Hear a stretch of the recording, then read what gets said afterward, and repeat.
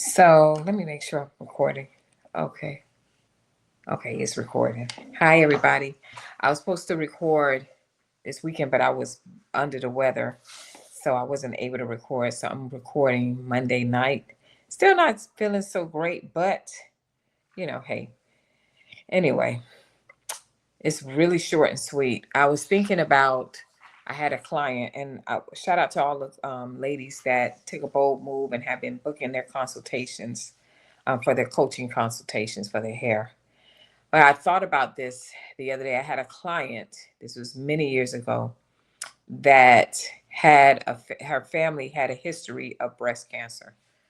And I didn't know at the time, but she was going through, she had went to the doctor and they had told her that she was like in stage 4 of breast cancer. So once they told her, they were telling her the treatments she could do and different things like that, but she ignored it. And she kept on, after that, she kept, just living life as normal. And then maybe a few months went by, and she started having pain in just different areas of her breast. And then a growth grew outside the breast. And I always never, every time I think about it, I'm like, man, how awesome God is that He made the body the way He did, that you can try to ignore the signs. However, they will come out. You know what I mean? So a lot of times we try to suppress things, and eventually it will come out, right? So y'all know I'm always talking to you about working on the inward man, like working on yourself inwardly, and you'll start feeling better. You'll start loving on yourself, all these different things. And what happens is you'll start taking care of things better, like your hair and things like that. So the reason for that message was, a lot of you are seeing signs. A lot of you are like, you see the thinning areas, you see the receding hairlines, you notice the itchy scalp right at the top of the crown. It's always right there at the top. Um, a lot of you are noticing the thinning. You're noticing the parting of the hair and how further and wider your parts are getting, but you're still saying, I'll just cover it up. I'll just cover it up. I'll just cover it up. And eventually you're going to be, and I hate saying this because I don't like really negative messages, but you have to make it so plain that eventually you will be not like that woman, right? And unfortunately, she did pass away, but not like her. However, a lot of you, there's signs going on. You see it, and instead of you stopping and saying, let me do what is necessary to fix this before it gets out of hand, I can still do the things I need to do if I want to wear my wigs and all those different things. But let me just see what's going on with my scalp. Do I have inflammation? Is it the medication I'm on? Why is it itchy like that? Is it hereditary? You don't know. Everybody is self-diagnosing themselves. And then you guys want to come to a licensed cosmetologist, right? When you no longer can do the hairstyles where you can cover up, right? You no longer can do those hairstyles, and then you run out of these different tactics that these unlicensed hairstylists that cut the wedge and let them glue the hair on the thing and create edges and all these different things. When it gets to the point where your hairline and those things you're trying to create, the edges, gets where this part here keeps going back until you just got a little ponytail and your whole perimeter is gone, or when it gets to the point where it's bald, there's nothing you can do. It will no longer be an option, but it will be mandatory for you to have to do that in order to look like someone. And you have to think about everything. You can't think about today and now I'm gonna do this one time, and then it becomes addictive, and you may get this hairstyle and everybody giving you so many compliments, so you say, I'm gonna do it a few more times, but then I'm gonna stop. And before you know, hair extensions is just as addictive as anything else. So you're gonna keep pushing the envelope, keep pushing the envelope until, guess what, you're permanently hair loss.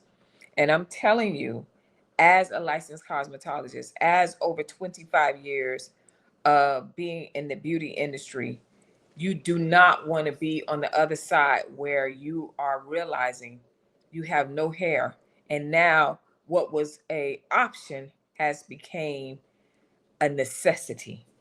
And then you go through spending the money, and you can't be without it. And if you are single and you meeting someone and you taking them serious, and you start sharing about each other and talking about, the things about your life, then you have to share with them, by the way, I know I look good with this, but this is a wig that I have to wear because I have no hair under here. I need you guys to really take heed to that and think about this. Think about this. And this is why I keep talking about working on your inside. Out of 3 people, 2 of them are depressed. Think about that. Out of 3 people, 2 of them are depressed. Think about us as Black women. And I know y'all like, well, Lee, that's for everybody. Yes, it's for everybody. But think about all the hats that we wear, all the trials that we have been through, not just as a mother, not just as a single mother, not just as a wife, not just as a sister, mom, not just as those things, but just think about a lot of things that other race of people didn't have to go through that you have had to go through, right?